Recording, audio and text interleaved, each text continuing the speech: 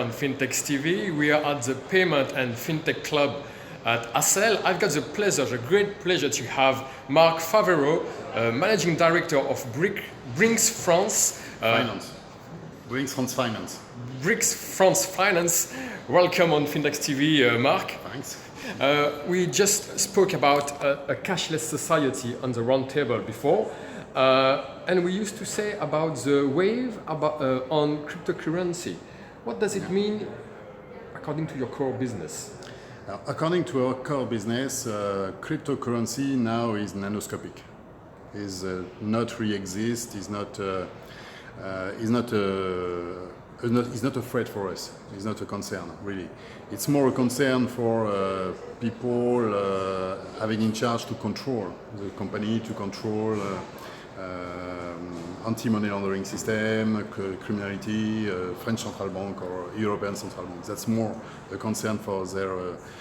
Considering the volume in France, as I said just before, in France we have an average of 200 billion euro in cash. You add 50% more, 200 other billion euro in dematerialized payment. No comparison. No comparison to ICO. ICO is more a question for me, is more regarding like a share or investment. It's not really a payment. According to the digitalization of your activities, do you think that cryptocurrency is it could be a new activity or new framework according to the blockchain tech based to go forward, to move your business in this way and to make a cohabitation, complementation. According to what you do, you are in the supply chain of the money, in fact. What kind of framework, what kind of initiative you can push forward in this way? You're right to make difference between blockchain technique, which is one thing, and cryptocurrency. Blockchain technique is very interesting for us due to the fact that we are in logistics.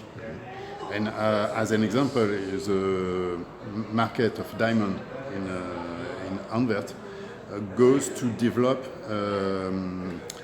traceability of blockchain by using blockchain, and after that you have the traceability of the logistic. That's very interesting way, and perhaps we could do the same thing with cash, and we are not yet thinking about it because it's too young for us.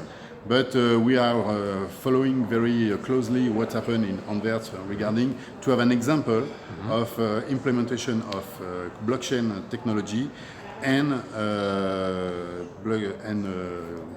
logistic. Yes. Because cash is logistic. For us, it's purely logistic. To transport 1 million of euro or to transport 1,000 of bucks of hammer is the same thing. It's a tool. It's nothing for us.